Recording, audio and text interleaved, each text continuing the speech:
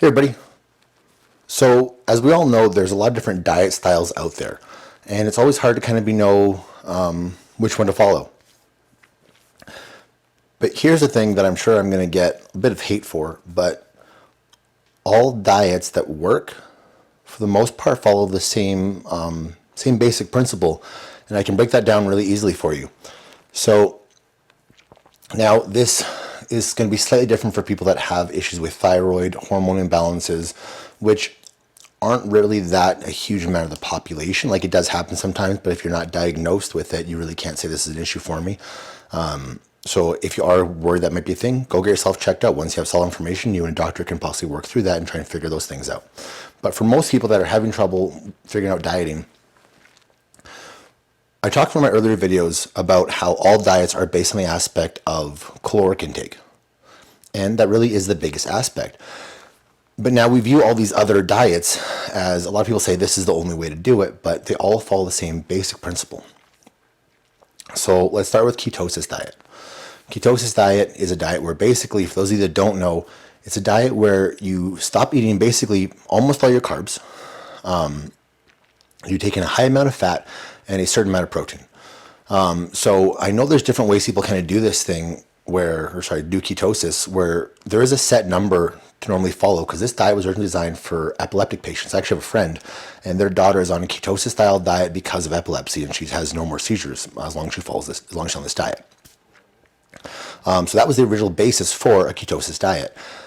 So there actually is a proper numerical response to the diet. It's supposed to be 20% protein, 75% of your diet comes from fats, and then the other 5% is still carbohydrates, but usually high fiber carbs, like a lot of veggies and stuff like that, nothing too extreme. And so the idea is that without carbs, your body's going to look for other energy sources. Your body will start producing ketones, which will help better metabolize the fats in your body, use those for energy. But also your body's using energy, fat it takes in, and using that as your energy source instead of using carbohydrates. Now, people that aren't watching properly, if you take in too much protein during this whole process, your body goes through a process called gluconeogenesis. And big fancy word, I'm not going to break down the science of it. Basically, your body can utilize it to turn protein into carbohydrates, which can actually cause people to stay out of ketosis, because as long as you're still getting carbohydrates in, the body doesn't kind of like the body needs to empty one fuel supply before it switches to the next one. If that primary fuel supply is still there, it will never switch over. So that's why a lot of people feel like they never quite get over the keto flu, but they're keeping their protein relatively high. Now, I realize there are different ways people like to do this diet, but it comes down to the one biggest thing. I don't know if this is actually a coined term or not, but Mark Bell used the term in a video he did a while back about I'm going to get this word wrong now. This is going to really bother me. Let's see if I can do this before I have to pause the video and think about it. Hyperpalatable. Hyperpalatable foods. So to explain what hyperpalatable means is, when's the last time you accidentally ate a tub of ice cream? Weren't thinking, just watching TV, eating some ice cream, gone. When's the last time you accidentally ate a bag of chips? I know I do that. There's one type of chip I cannot have in my house, because if I start eating them, the bag is empty. Full family size bag of it, so I don't buy those anymore. But it happens. But when's the last time you ate a entire roast chicken? Yeah, not common, right? Sweet things that are high in carbs, they are hyperpalatable. The body will eat them in incredibly high amounts without becoming satiated. You won't feel full. You won't really realize you're eating them because they're just really, really tasty. You want to keep getting them in and in and in. They just taste good, so you don't really think about the amount you're eating.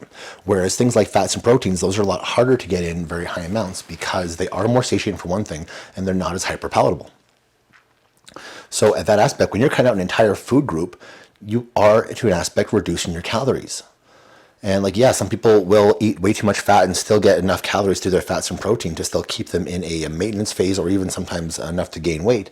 But for the most part, when it comes to ketosis, people are bringing their calories lower because they're taking out a very easy to eat in food that can add up to a lot of calories very quickly. Carnivore diet, similar principle. You're cutting out a lot of carbs, a lot of foods you're not eating, but you're eating a lot of foods that are high satiating, and you're cutting out most foods that are hyperpalatable. And so ketosis diet, low carb diets, all the same thing. Let's talk about fasting diets. Fasting diets, like I got a lot of friends that like fasting diets, and a lot of people say it's a great way to go about it. A lot of professionals I know think things about it. There are certain aspects of if you're having stomach issues and things like that. There are certain benefits. Some studies have shown. I'm not saying anything is gospel, but some studies have shown there are certain benefits to the occasional fast for clearing things out, helping your body kind of reset a little bit. But for overall, when it comes to fasting, it's giving you a window to eat your food in, but it's still reducing caloric intake because overall it's hard to get as much food in during that shorter window. Whereas if you ate normally, you might eat a little bit in the morning, you might have your lunch, you want some snacks in the afternoon, you might have your dinner, then you might have bedtime snacks, and maybe that's where your whole diet falls apart. So let's say you're someone who's doing an 8-hour window from noon till 8. You're not having breakfast. You're having your lunch, which is probably nice and satiating for you. You're maybe having a little bit of snacks in the afternoon. You're having your dinner. But if your dinner's close to 8 o'clock period, once the 8 o'clock period hits, you're not eating anymore. So you're not getting those late night snacks, which means you're not taking those extra calories you were before. And what I'm getting at is, I'm not saying none of these diets don't work. They all work, but they're all based on the same principle. You need to make sure it all comes down to caloric intake. If you are eating in less calories than you're burning the average day, almost any style of diet will work. Now, there are certain breakdown aspects of making sure the diet is as healthy as possible and you're getting the most benefits from it. Like if you were trying to like cut your protein very, very low, eat nothing but processed foods, you wouldn't feel as good. You wouldn't have probably the right results you want. You might feel really hungry from the lack of protein. Plus, as we talked about, protein is very essential, so the body will start having some issues after a while if you keep that protein very, very low. So I do recommend always make sure to monitor your protein. As I always talk about, protein is number one in any of those diets. Figure your protein out because you do need it. But yeah, so it's just a basic thought process I want to throw you guys. Different diets work. I'm not saying none of them don't. You got to find the one that works for you. But keep in mind, the main aspect of that diet working is caloric intake. It overrides everything else about the diet. It doesn't matter the science behind it. Yes, there are certain benefits, certain diets for certain people. But a lot of it comes down to caloric intake when it comes to losing, maintaining, or even gaining weight. So I want to leave you guys that thought today. I hope you have a good one. Please like and subscribe. And remember, if it doesn't challenge you, it won't change you. And trying to figure out how to make your diet work should not challenge you. Take care, guys.